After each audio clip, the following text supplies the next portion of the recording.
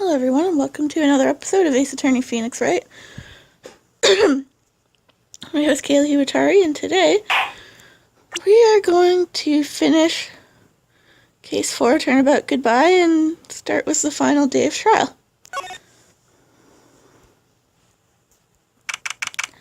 December 28th, 9:51 a.m., District Court, Defendant Lobby Number 2. This is it. Judgment Day. Today's things are going to get settled at last. A lot of things.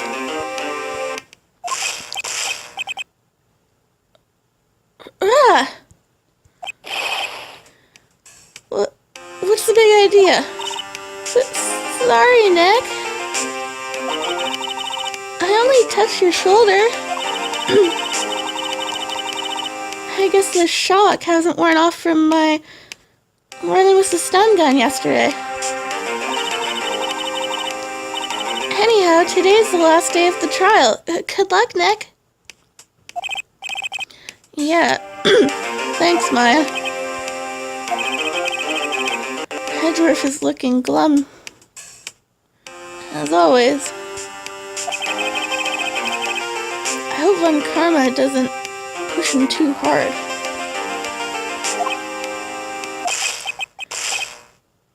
Wow!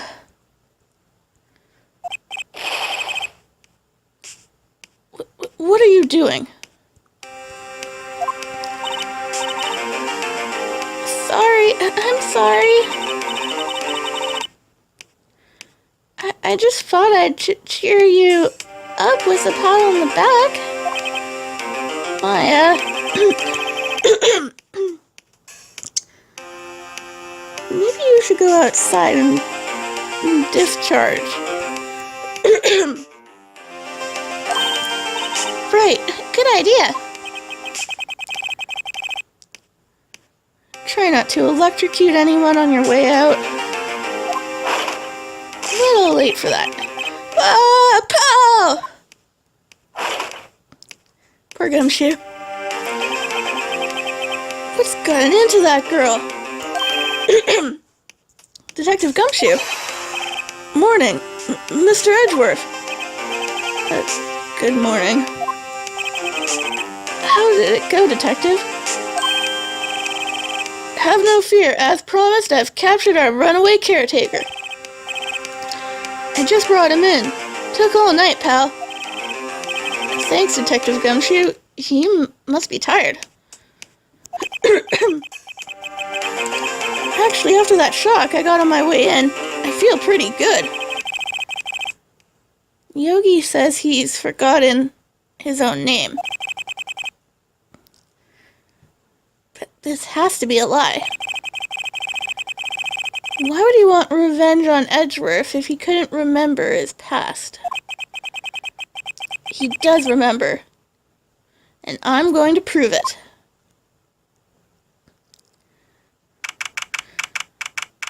10 a.m. Courtroom number 3.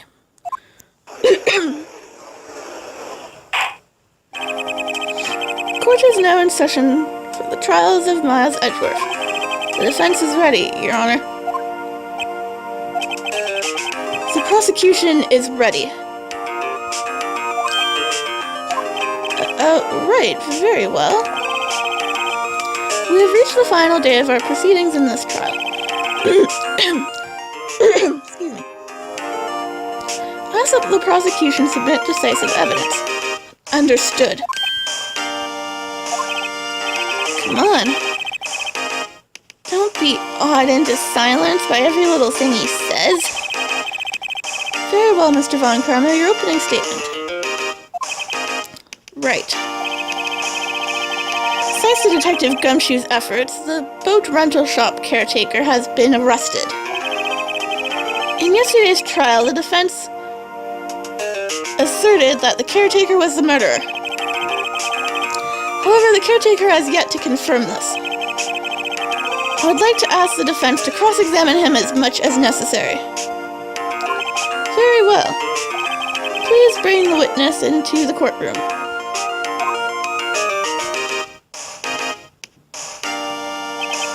Ladies and gentlemen of the court, I believe you all remember our witness. He lives in the boat rental shop on the lake from where he witnessed the incident. In addition, he has currently lost memory of his name and identity. Witness, why did you run away yesterday? The witness was not running away, as he will now testify. I see. Very well, please begin your testimony.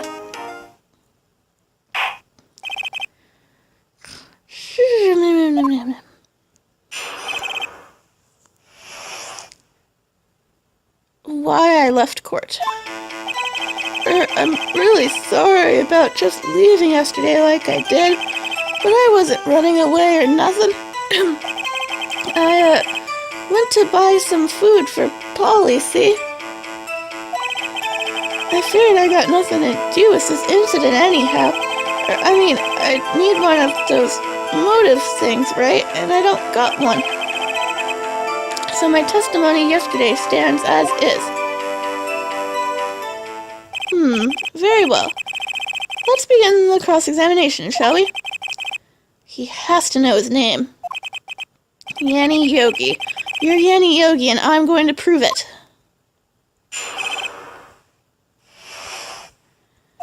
Okay, I'm just going to press him for now.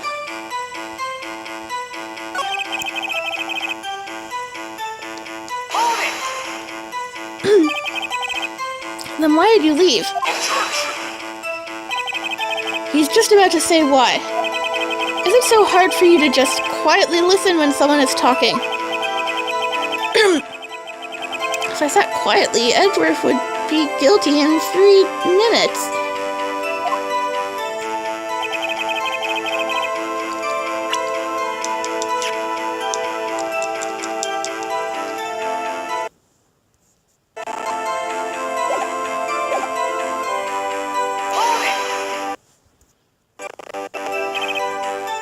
Food. Well, Polly is a bit of a gourmand, you see. She only eats these high-quality bird pellets from France. They only have them in the big pet shop downtown. But you weren't arrested until this morning. Why didn't you go back to the caretaker's shack? Well, I kind of got lost, you see. The witness has trouble remembering things sometimes. When the police apprehended him, he was on his way back to the shack. Yeah, right. Nice try, Von Karma. No one's going to believe that. The judge will. I see. So he was lost? Please, Your Honor. Come to your senses.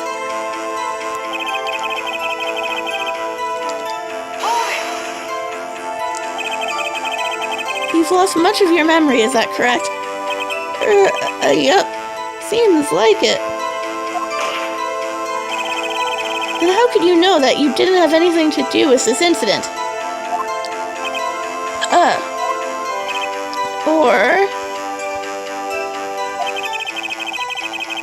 Or maybe you're lying about not having your memory, You know exactly who you are. The witness has testified quite clearly that he has no memory of who he is. If you claim he's lying, then show the court proof. How am I supposed to prove what's going on in that old codger's head? That's impossible. I'm glad you've come to your senses, Mr. Wright. Very well, witness. Please continue.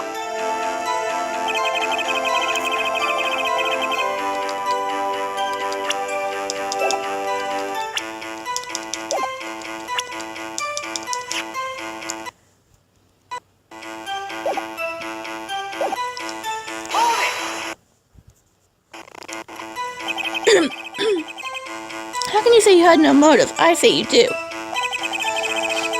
You had a grudge against Edgeworth and the victim, Robert Hammond. That's why you took revenge on them, right? Please don't make me repeat myself, Mr. Wright. This witness has no memory of anything beyond several years ago. He can't hold a grudge, it's impossible. I have to prove he's lying about his memory.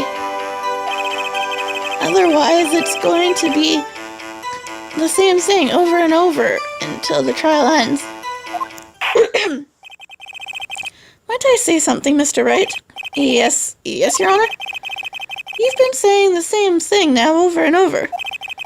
You've been calling the witness's memory of the past, or lack thereof, into question. Does this really have anything to do with the current case? Of course, Your Honor. The witness has said he has nothing to do with this case, and no motive. Both of these statements are lies. Order! Mr. Wright, there is a serious problem with your claim. Or are you saying you know who this witness is? Of course, Your Honor. Now this is interesting. I would like to know myself, so who is he? Don't play dumb, Von Karma. Mr. Wright, please tell us the witness's name. Why, it's Yanni Yogi. His name is Yanni Yogi, a former court bailiff. Yogi? That name seems familiar. Oh! Yanni Yogi? From the DL6 incident. I thought the judge would have heard of it. It was such a famous case. But what does this mean? Your Honor, if this man is Mr. Yogi, then he has a clear motive. Tisk. Jumping to conclusions again, Mr. Wright. This man, this witness, is Yanni Yogi? Fascinating. However, how do you propose to prove this to the court? This is a court of law, as you may recall. You need proof. And allow me to repeat once more that the witness has lost his memory. This is it. I have to do this now. If I can't prove he is Yogi, right here, right now, then I've got nowhere else to go. Nick! How are you going to prove it? How can you prove that he's Yanni Yogi? It's okay. It's actually quite simple. Your Honor, please take this man's fingerprints. Then we'll compare them to the fingerprints on file for Yanni Yogi 15 years ago. I see. That makes sense. Tisk. Huh?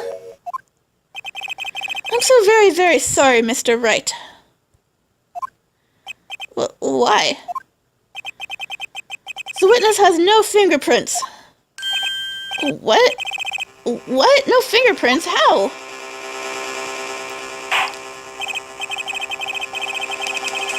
You see, before I worked as a caretaker, I worked in a chemical plant. I burned my fingers working with the stuff. Yep. What? Yogi, you sneak. You burned your fingerprints off to hide your past? Well, if the witness has no fingerprints, I guess we will not be able to prove his identity. No! Tisk. Well, what will you do, Mr. Wright?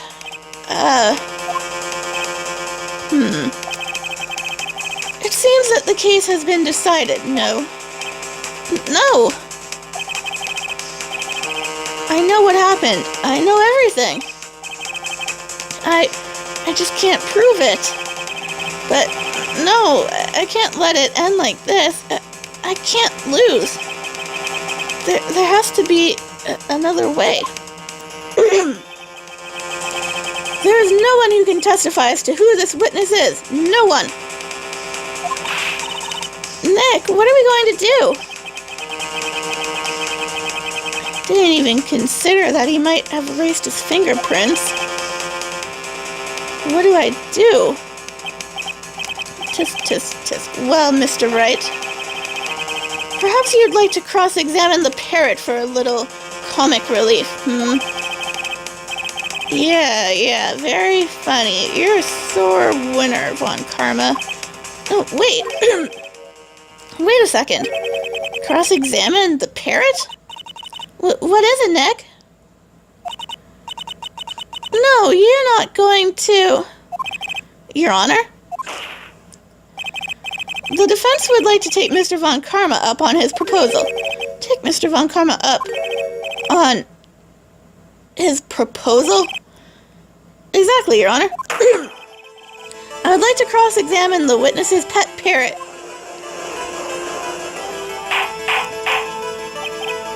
Order! Well, what do you think, Mr. Von Karma? Need you even ask? This is a farce. I object. Wait a second. You're the one who suggested I cross-examine the parrot, Von Karma. I have a right to do as you suggested. Ugh. Well, if you're so desperate, then please be my guest.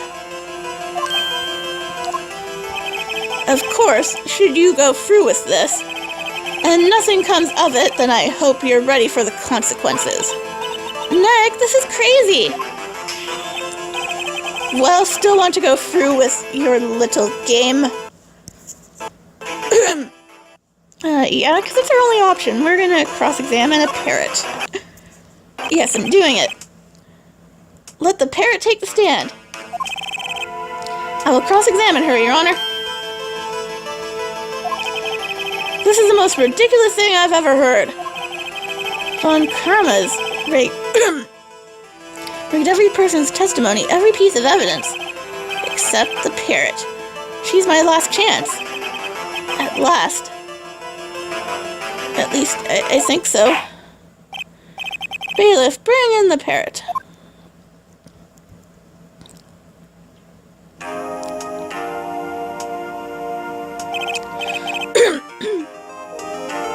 That's quite a bird. Please tell us your name. Name. The witness is ignoring me. It must hurt to be ignored by a bird. Ahem, very well, witness. Who is your owner? Please, testify for us. Who is your owner? Hello, ah!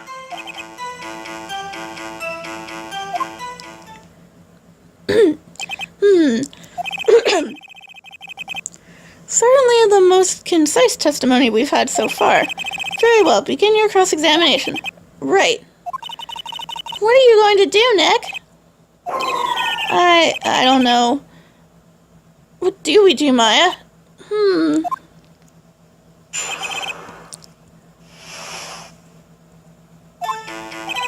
Alright, so we press the only statement we have. And it'll give us options as to further questioning. Witness, you can't just say hello and expect us to get anywhere. I want you to testify. Maya, you talk to her. Right, what do I say?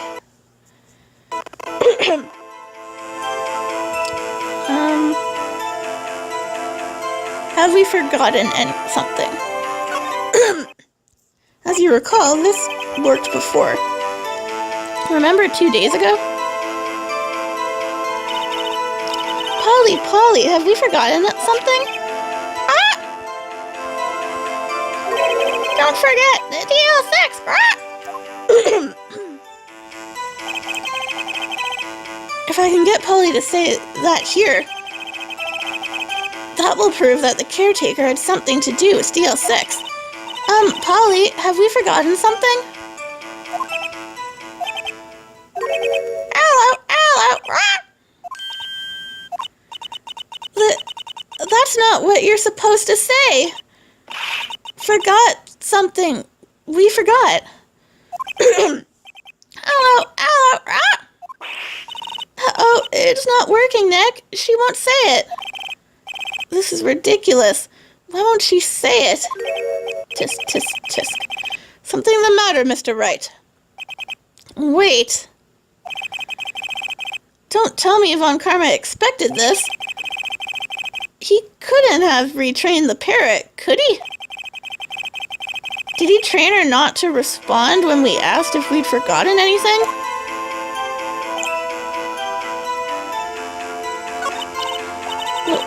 Well, I guess we should try to get some information out of her. We need to show the judge that her owner is Mr. Yogi. Alright, let's ask something else then.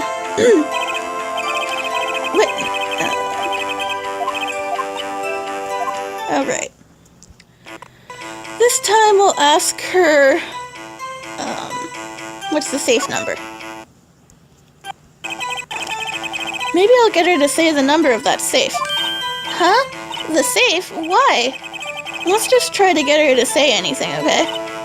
Polly, what was the number of the safe in the shack?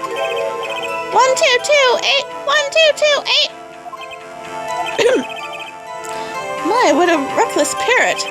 Well, Mr. Wright, you aren't claiming that this number has something to do with the caretaker. Why, yes I am. Actually, it does. Actually, it does. That's why I had her say it. Ridiculous! How can the number to a safe tell us who the caretaker is? Show us your proof. What could possibly link this number to the caretaker's true identity?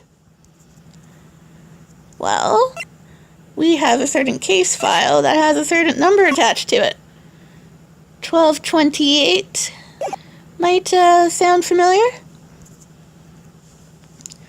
The date of DL6. The DL6 case file. The DL6 case file. What is this obsession you have with the case? Mr. Wright. Where in this file is something relating to that safe number? The case summary. It's on the case summary page. The case summary? Specifically, the date in which the DL6 incident occurred. The date of the incident, December 28th. Why, that's today's date, 15 years ago. And the number on that safe is 1228. Ah. He used the date of the DL6 incident as the number for his safe, Your Honor. That's how important that date was to him. I see. It certainly is an interesting coincidence. People often do set their secret numbers to dates. Bah, this is not tangible proof. I set my ATM card's number to 001 because I'm number 1. This has nothing to do with a date. Nothing. Indeed. Alone is a little weak for evidence in a murder trial. We would need some other corroborating evidence. Where am I going to find that? Nick, we're getting close. One more, if we can just get one more piece of evidence. Right. But what? Very well, witness, you may continue.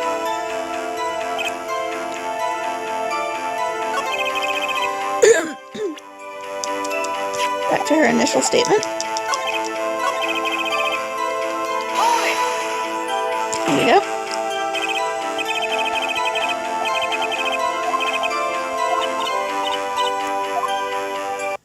We have one more statement to use. What's your name?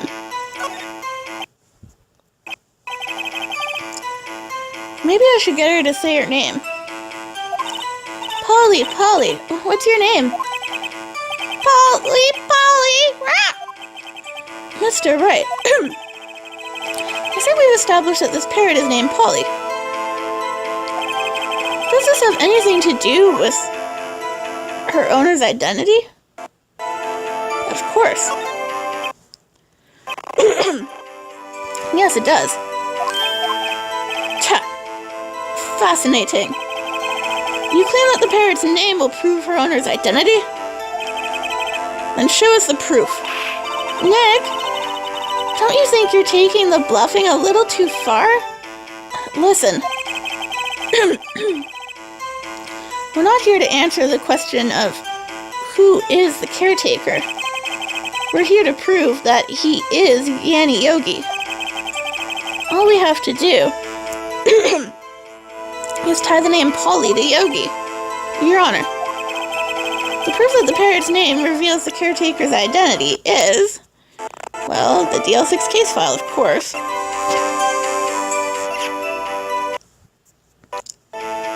Take that! The DL6 case file again. That's quite a large file you have there. Which page is this proof on, then? Show us or stop wasting our time. Very well, Mr. Wright. Please show us the page. Where in the file is the information connected to this parrot's name? The suspect data.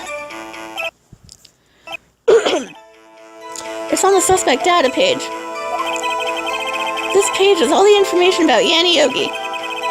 Right after he was arrested, his fiancée committed suicide, see? Indeed, it does say that, yes. What was his fiancée's name? Polly Jenkins. Polly. Exactly, Your Honor. He remembered the name of his fiancée who committed suicide. And that's why he named his parrot after her. I see. I guess that is possible. But a mere coincidence, that's all. My granddaughter has a dog she calls Phoenix. Well, Mr. Phoenix Wright, does this make you my granddaughter's fiancé? She's only 7 years old. She's only 7 years old. That's enough. I think we've reached a conclusion here. This is a mere coincidence, that's all. True, that is a possibility. However, two coincidences at the same time seems more like a pattern to me. What are you saying? Summon the caretaker of the boat shop. Immediately. At least the judge is on our side for once. Witness, tell us your name. Wait! This witness, he doesn't remember. No, it's okay.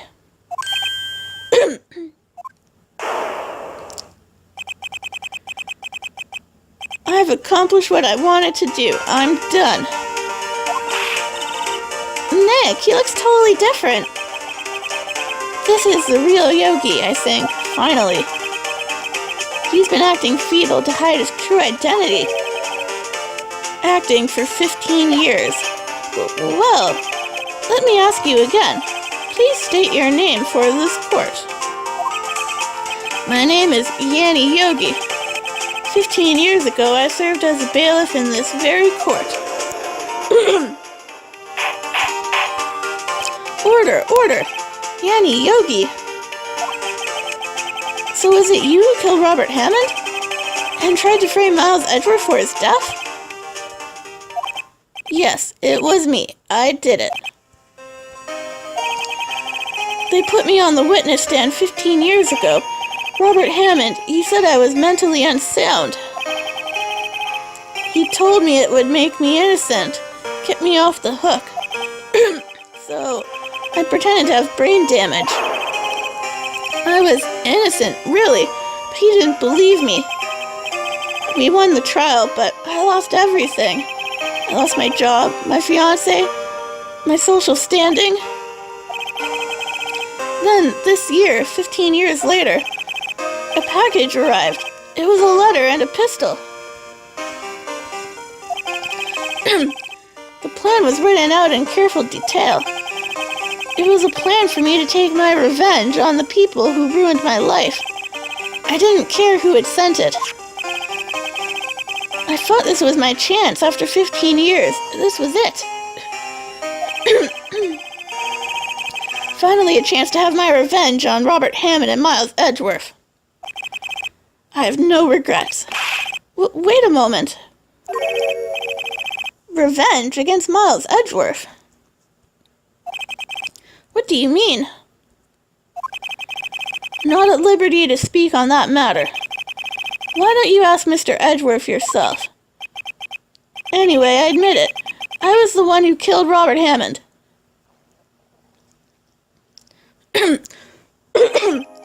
Von Karma, where is Mr. Yogi? Under arrest, Your Honor. I saw no room for error in his confession. Then the defendant, Miles Edgeworth, is innocent in this case at least. Very well. Will the defendant please take the stand?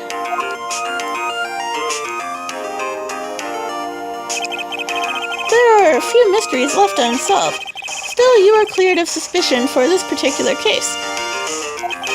So I would like to pass judgment on the murder of Mr. Robert Hammond. Any objections? I don't believe it. Why isn't Von Karma saying anything? Very well. This court finds the defendant, Mr. Miles Edgeworth, not guilty. But it's not over yet. Edgeworth is going to speak up. That is all. The court is adjourned. Objection! Did someone just say objection? It wasn't Von Karma. Wait, but that means... No. Edgeworth. Your Honor. I object to your judgment. What do you mean? I'm not innocent at all. As we have heard, Yanni Yogi killed Robert Hammond in revenge. But... revenge for what? Excuse me. Nick! Edgeworth is trying to confess. He's going to say he's guilty. He's going to tell them he was the murderer in the DL6 incident. He's going to tell them he killed his own dad. Uh-oh, what do I do? Well, it doesn't matter what we do, he's still gonna say it.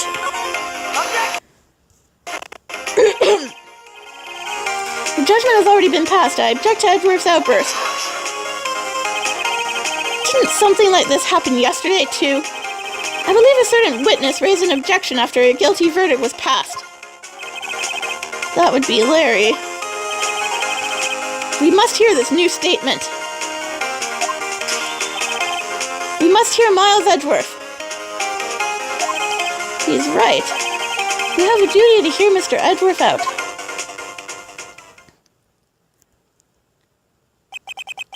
For 15 years, I have had a recurring dream.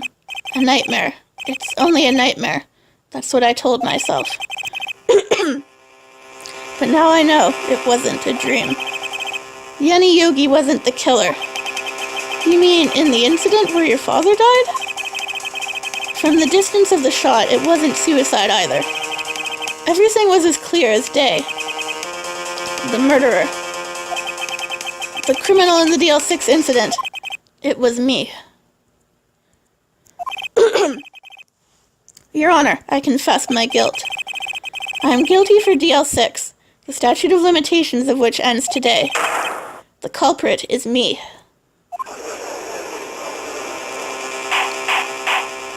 Order, order!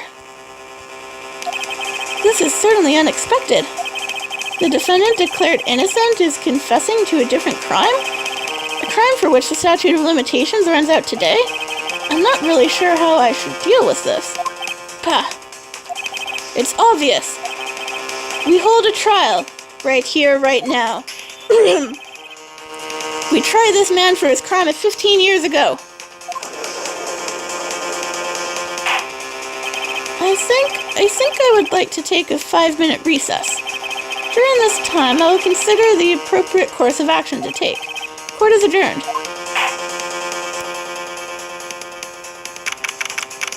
December 28th, 2:24 p.m. District Court Defendant Lobby Number 2. I'm sorry, Wright. I've just wasted all of your effort.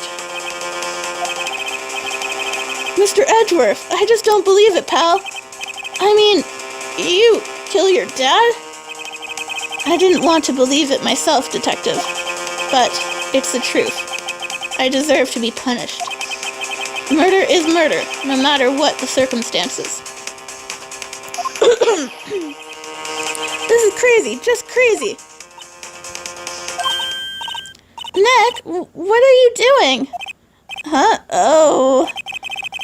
I was just reading through the court record once more. I'm getting my case ready. Your case? For what? Huh? Isn't it obvious? I'm going to prove that Miles Edgeworth is innocent. What are you talking about, pal? He just admitted to it. He confessed that he did it in court. I'm sorry, Edgeworth. But I don't believe your nightmare. What? It's just a dream. It's not real. The truth is right here, in this court record. In any case, tighten your belts. The real fight is just beginning. I'll prove you're innocent. Trust me. Right.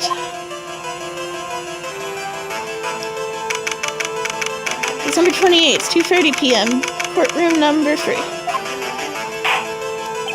Then I would like to resume our trial. Judge. Miles Edgeworth has admitted his own guilt. He has confessed his crime. Let us begin by hearing his testimony. Then, though pointless, let the defense do their cross-examination. The statute of limitations of the DL6 incident runs out today. Though it's unconventional for me, I'd like to run this one by the book. I see. Does the defense have any objections? No, Your Honor. Von Karma. You knew this was going to happen from the very beginning, didn't you? Very well.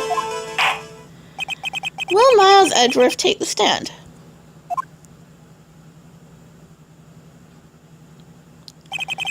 Will the witness state his name and profession? Miles Edgeworth. I am a prosecuting attorney. Mr. Edgeworth, 15 years ago, you mistakenly killed your father, Gregory Edgeworth. Is this correct? It is correct. Then testify about this matter to the court. When Edgeworth was telling me about his dream yesterday, I noticed something. One detail didn't quite fit. That will be the key, but only if I can get it to work. Please, please. The DL6 incident. I'm going to take a quick save, and we're back with Edgeworth's testimony. That day, I had gone to the courtroom to observe one of my father's trials. As we went to leave, an earthquake struck, trapping us in the elevator. My father and Mr. Yogi lost their composure and began to argue. Just then, something heavy fell at my feet. I picked it up and threw it at Mr. Yogi. I wanted them to stop fighting. A moment later, there was a single gunshot, then a scream. It was a terrible scream. I remember it to this day. That's all. And until now, you thought this memory was a dream? We were stuck in that elevator for 5 hours. The oxygen in the elevator ran out, and I lost my memory of the events. Bah! The same claim Mr. Yogi has made. Very well. Mr. Wright, your cross-examination, please. Yes, Your Honor. Okay, I think I know what the, contradiction is, but I'm just gonna go through the evidence to make sure. So I still have it. Here we go. What was suspect info? Here we go.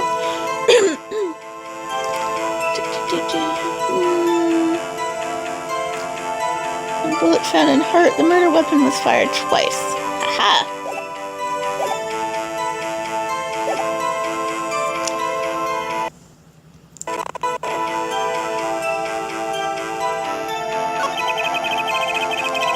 What was his statement about the bullet?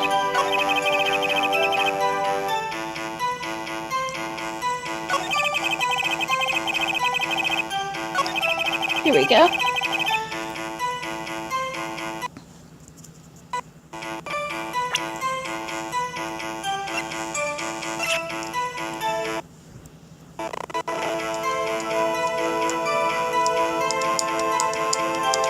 Objection!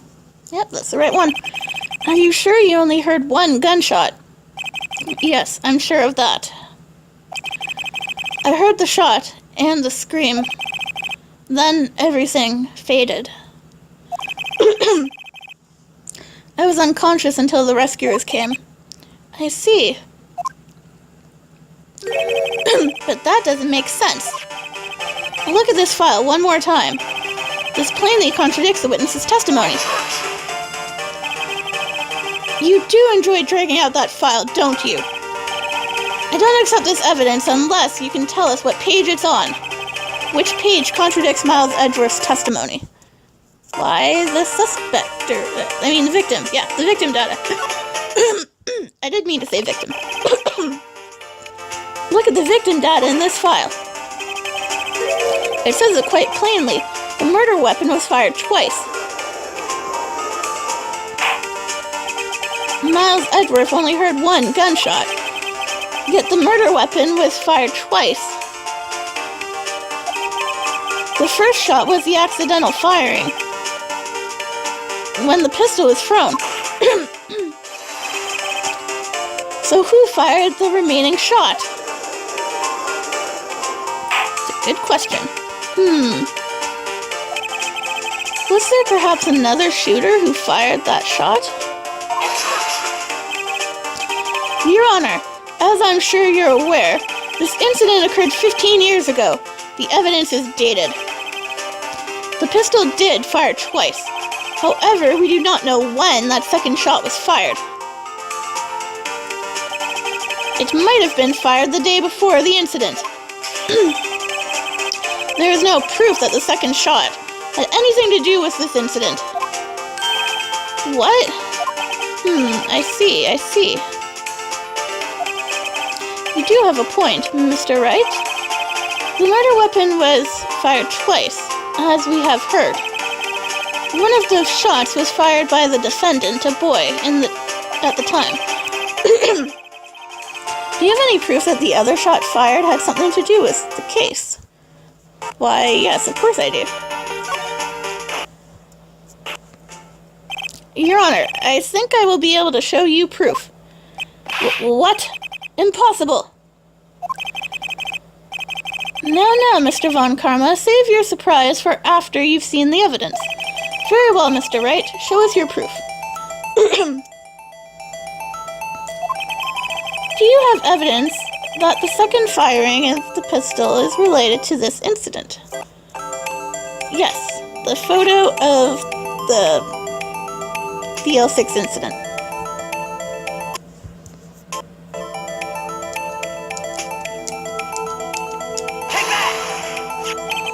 Look at this photograph.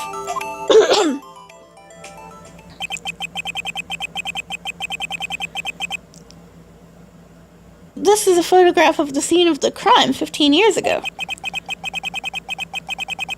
I can see that the victim lying there is Gregory Edgeworth.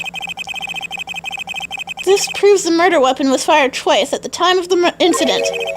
This photo proves it. So let me get this straight. This photo proves 2 shots were fired? Your Honor, please get a clue. Just look at it.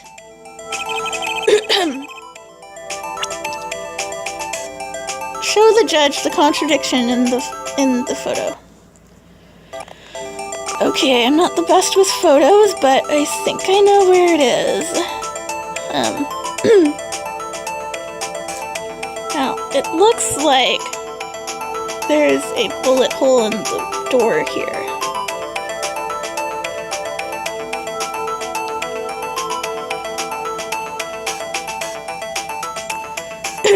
So I'm gonna go with that. Take that! As should be obvious, the contradiction is here. I see a bullet hole in the door. Your Honor, Gregory Edgeworth was killed by a shot from the pistol. Yet there is also a bullet hole in the elevator door. We also know that the murder weapon was fired twice. Thus, someone other than Edgeworth fired that second shot. Order! Mr. Wright, what are you saying? It's simple, Your Honor.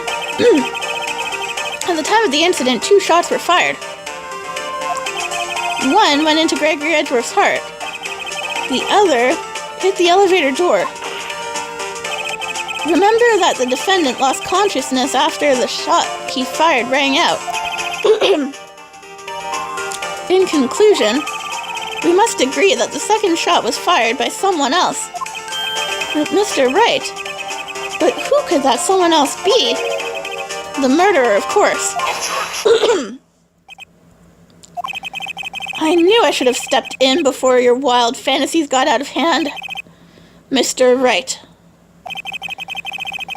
Look once more at the DL6 incident case file. Look closely. Try the case summary page. The case summary? That's on page 1. Look what is written there. Not a single clue was found on the scene. If the pistol had indeed been fired 2 times, then the other bullet would have been discovered on the scene. He does have a point. That second bullet has never been found. Why? Because the second bullet does not exist. The bullet that claimed Gregory Edgeworth's life was the one fired by his own son. That is the truth of this matter, the whole truth. It was undoubtedly something else that made that bullet hole in the door.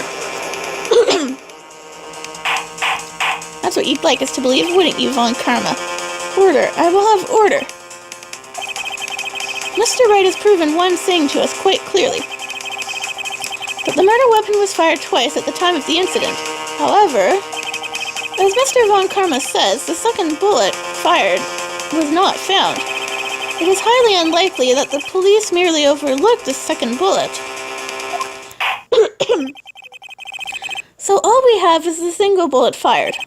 I'm afraid I have to discount the defense's claim. Tisk, tisk, tisk. I praise the judge for his wisdom in this matter. How did this happen? I don't believe that the second bullet didn't exist. Was I wrong?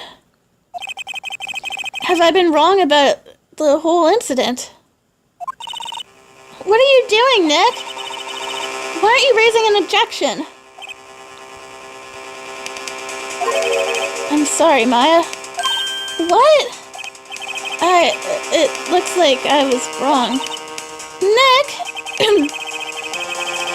If the second bullet wasn't there, then all my conjectures are for nothing. No! But you said you'd do it, Nick. You said you'd get Edgeworth declared innocent. I'm sorry. It's just when I saw the photograph, I thought that 2 shots had been fired.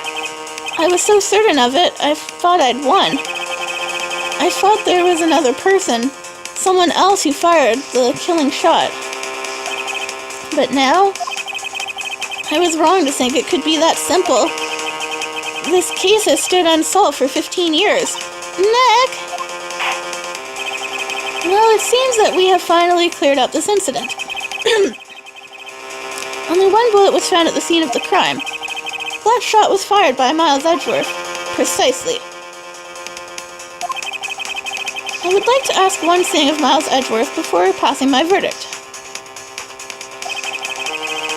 Have you been paying attention to the trial so far? Yes, Your Honor. Do you have any objection? No. No, I do not. So you killed your father, though that was not your intention. Yes, I did. Oh no! He's confessing! Very well. The statute of limitations of the murder of Gregory Edgeworth runs out today. Therefore, I must pronounce a verdict on the defendant today, right here. Right now. Indeed. Does anyone have any objections? I've been here before. It's just like my first day in court.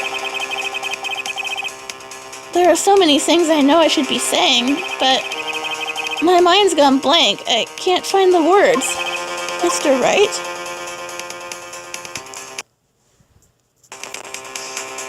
No objections. I have an objection.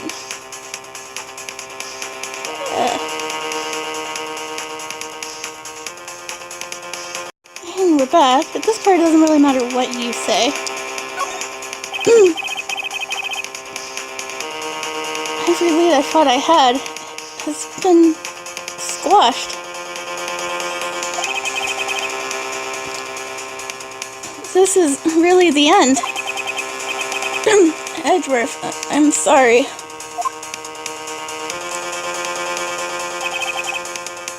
I closed my eyes.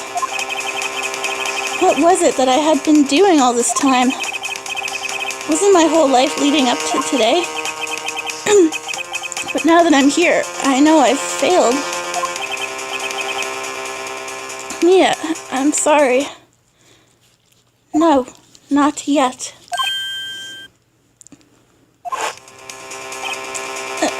Huh? Maya? What?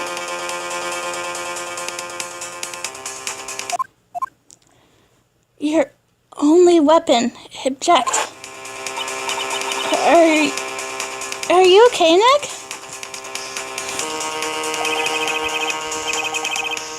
I apologize. My dog is saying hi. Hey, come here.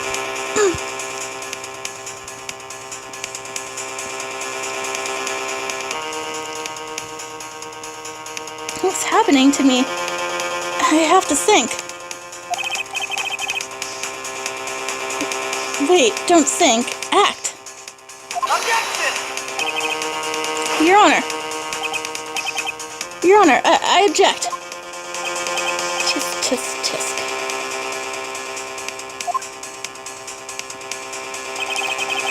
Mr. Wright, on what grounds do you object? Nick? I don't know. This case is perfect. Oh no! It must exist. The second bullet. That's it. Come here. What? What did you just say? Nothing. The second bullet must exist. But where? Someone took it. It seems waiting is not going to produce us any answers from Mr. Wright. Wait, Your Honor.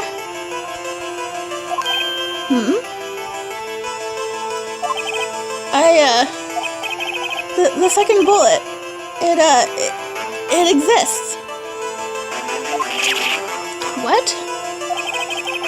But we've just heard proof that it did not exist. I realize that, Your Honor, but, I'm really grasping here. It's just someone took it from the scene of the crime. But who? The murderer. The murderer? Then tell us, just who is this murderer? I'm still thinking about that one. So the criminal took the second bullet? Why would he do that? Such a thing. Huh? First of all, how would he have found it? It's not easy to find a stray bullet, Mr. Wright. Was there some pressing need for the murderer to search for that bullet? Well, no, there wasn't. The murderer didn't need it. Why would the murderer have spent the time to look for that stray bullet? I haven't got a clue. What's wrong, Mr. Wright? The murderer had no reason to take that bullet. You don't want to admit it, but it's true. Had to take it. Had to take it? The murderer... What does that mean? You're thinking too normal. Think crazy. Don't think why the bullet was taken. Think why the bullet had to be taken. Mr. Wright. Yes, Your Honor? I have no idea what I'm doing. Well, the murderer had no intention of taking the bullet from the scene, but, the murderer had to take that bullet. Had to, Mr. Wright. What do you mean? Well, for instance... what? Maybe the bullet, hit the murderer. The bullet hit the murderer? Just saying. For instance, I mean, if it hit you, you would have to take it with you, wouldn't you? It's not like you could perform surgery right there. You know?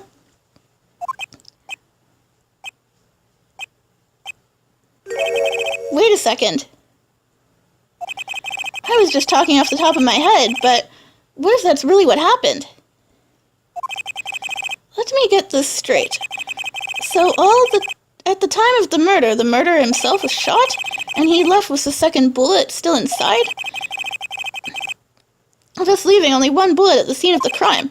Yes, I guess that's how it would work, yes. But there's a problem with that. The other two people rescued from that elevator, Miles Edgeworth and Yanni Yogi, were both unharmed.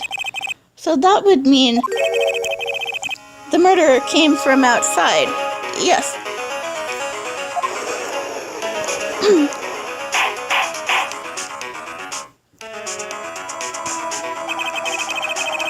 The two men fight inside the elevator. Trying to stop them, the boy picks up the pistol at his feet and throws it. The pistol discharges and the bullet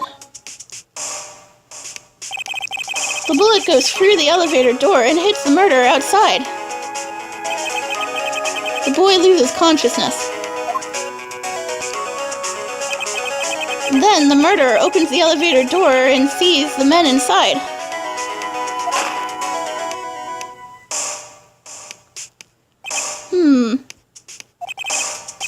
Mr. Wright, you are truly the most unpredictable defense attorney I've ever known. I can tell you're grasping it. I cannot deny the possibility of what you say. What are you saying? Deny it! Deny it! No one involved with the incident was wounded. There was no murderer.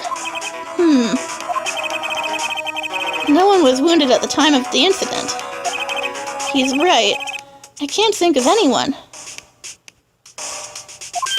Hey, Nick! Huh? I just thought of something. Really crazy. Crazy. Remember what Mr. Grossberg said yesterday? Gregory Edgeworth dealt a blow to his perfect trial record. how? It must have been quite a shock for Von Karma. He took a vacation for several months after that, you see. Yes, an unusual event for the man. That was the first and the last vacation he's taken in his many years of prosecuting. What if Von Karma didn't take that vacation because of shock, but took it because he was injured? Which would mean... it could only mean one thing. He was the murderer in the DL6 incident. He was the man who shot Gregory Edgeworth. It was Von Karma. Oh, man. Something wrong, Mr. Wright. You seem dazed. No, Your Honor. Well, you have indicated the possibility that the murder came from outside. Can you give us the name of your suspect? Uh-oh. Should I come out and say it now? Well, yeah, that's like the only time for it. Say it now. It's our last chance, anyway.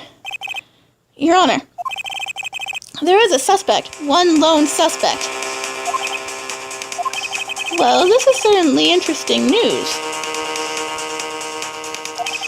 Very well, Mr. Wright. Who is your suspect?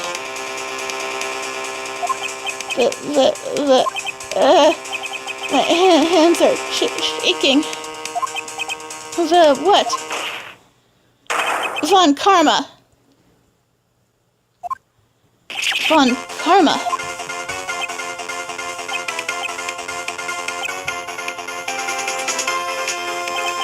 You mean the Von Karma? The prosecutor, sitting right there. Pah. You don't object? Tch. I see no need. Why honor this ridiculous outburst with my objection? Because you took a vacation for several months, starting the day after the incident. Yet you pride yourself on a perfect record. Why would you take such a long vacation without any reason? So you're claiming that I took a vacation to heal my injury from the incident? Fascinating. Prove it. I would have needed surgery, no. Where did I go under the knife at, Mr. Wright? Bring the doctor that operated on me, have him testify. Nick? Let's find out who his doctor is. It's no use. Edgeworth? I know Von Karma. Perhaps too well. He's perfect. He wouldn't leave clues. He probably didn't undergo surgery. That would leave a doctor as a witness. Nobody's that perfect. So what, Nick? Did Von Karma pull the bullet out by himself? That's insane. No, he couldn't have. You can't just pull bullets out of yourself. Wait. What does that mean? That bullet has to be somewhere, but... Tsk. Well, Mr. Wright, can you produce evidence to prove that I was shot? Yep. Let's show evidence. Alright, Von Karma, I'll prove it. And I'll even use evidence. I know how you like it so much. What? The evidence that proves Von Karma was shot is... Well, to find a bullet inside someone, you could use a metal detector. If you didn't get surgery, it'd still be inside him. Von Karma is perfect. He wouldn't risk surgery, leaving an evidence trail. So then I ask, where is that bullet now?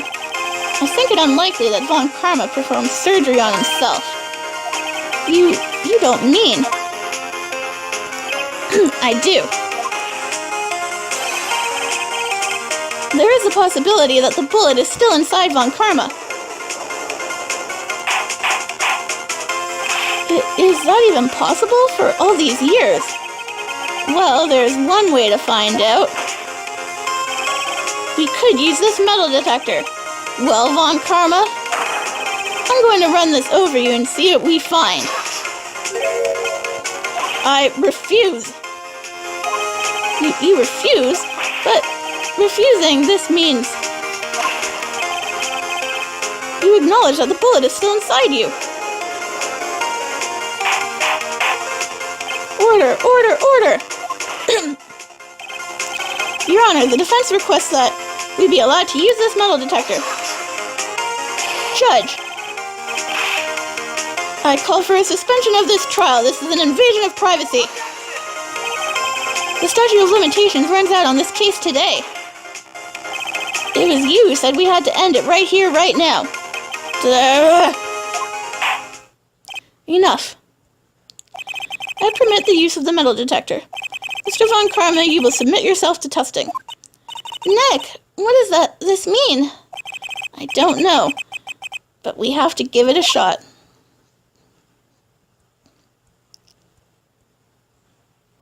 Look, it's reacting to something. It reacted. Something's inside his right shoulder. The bullet. Mr. Von Karma. You. It was you. I was afraid this would happen, and so I remained silent. Indeed, there is a bullet in my shoulder. However, it has nothing to do with this incident. What? I was shot in the shoulder long before the DL6 incident. I claim that the bullet in my shoulder has no relation to DL6. But Mr. Von Karma, can you prove that? Prove? I have no obligation to prove anything. It is you who must prove something here, Mr. Wright, not I. Mr. Wright. Well, can you prove it? Can you prove that the bullet in Von Karma's shoulder was from DL6? Of course he can't. You don't have any of the DL6 evidence. That's because you took it out of the records room yesterday. With no proof, you cannot convict me of any crime. So sorry, Mr. Wright. No, I'm the one who's sorry, Mr. Von Karma. What? You were close. One day away from freedom. You see, I have proof. What? Who would have thought you would have dug your own grave trying to convict Edgeworth? I can link that bullet in your shoulder to the DL6 incident. And here's my final proof. The bullet that Maya got us.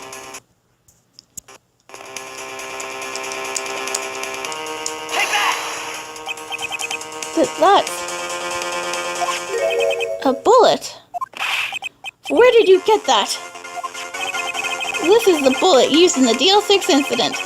This was taken from the heart of the victim, Mr. Gregory Edgeworth. The bullet is preserved quite nicely with all the ballistic markings intact. Ballistic markings. You may recall the term. It came up in the first trial 2 days ago. Ballistic markings are the fingerprints of a weapon. All bullets fired from a gun are marked with that weapon's unique pattern. By examining the markings, you can tell what weapon fired the bullet. It's quite accurate. We have 2 bullets in our possession. One, the bullet removed from Gregory Edgeworth's chest. The other, Mr. Von Karma, is the bullet buried in your shoulder. We can analyze both bullets. Then, if the markings matched, we would know that both bullets had been fired from the same gun. The very same pistol. In other words, the murder weapon that killed Gregory Edgeworth. Mr. Von Karma, you will let us remove the bullet from your shoulder.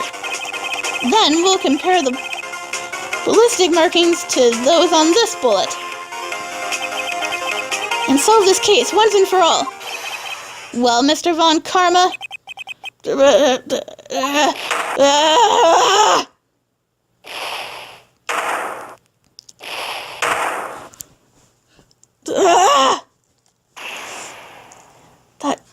scream. I've heard that scream before. Wait, I know.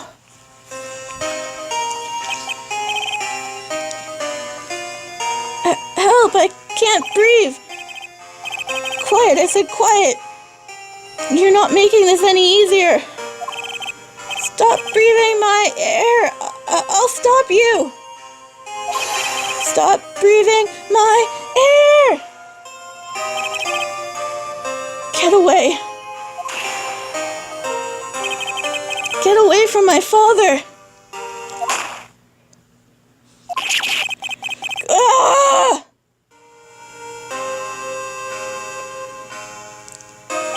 It's that scream I heard in the elevator.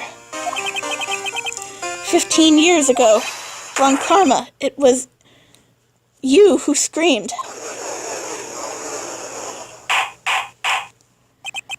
Mr. Von Karma. Edgeworth. Edgeworth. Only you would... You and your father. So it was you. You and your father are my curse. Your father shamed me with the penalty on my record. And you left a scar on my shoulder that would never fade. I'll bury you. I'll bury you with my bare hands. Death! Death! 15 years earlier. Mr. Chief Prosecutor, I'm sorry. Von Karma, it's not like you to make this kind of error.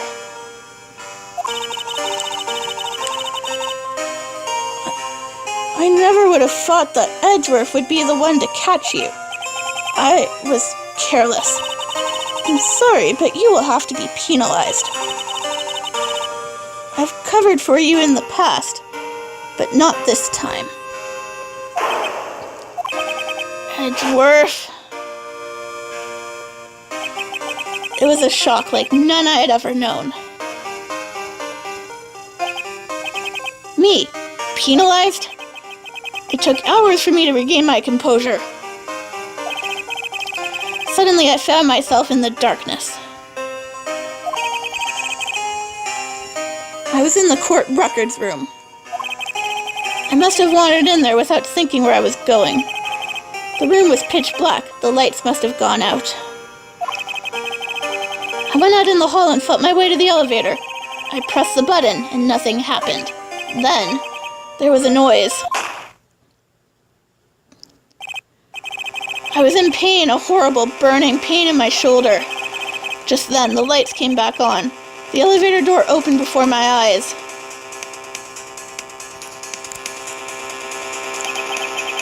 I saw 3 people inside, all lying unconscious from oxygen deprivation. Much to my surprise, a pistol lay at my feet. I knew then it was destiny.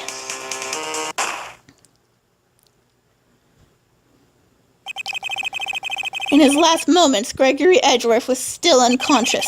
He died, never knowing who had shot him. Later, he spoke through a medium, blaming Mr. Yogi. He was fooled. It was the perfect crime. Tisk, tisk, tisk. Who would have thought another man would have come to open that elevator door? Judge! What? What are you doing? Do your job. Bring an end to this miserable charade. Now end it! Very well.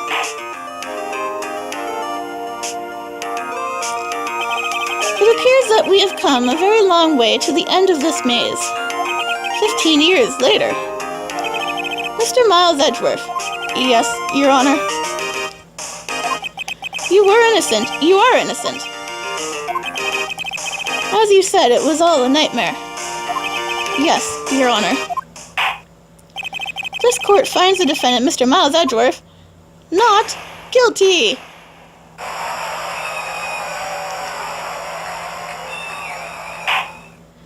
That is all. The court is adjourned.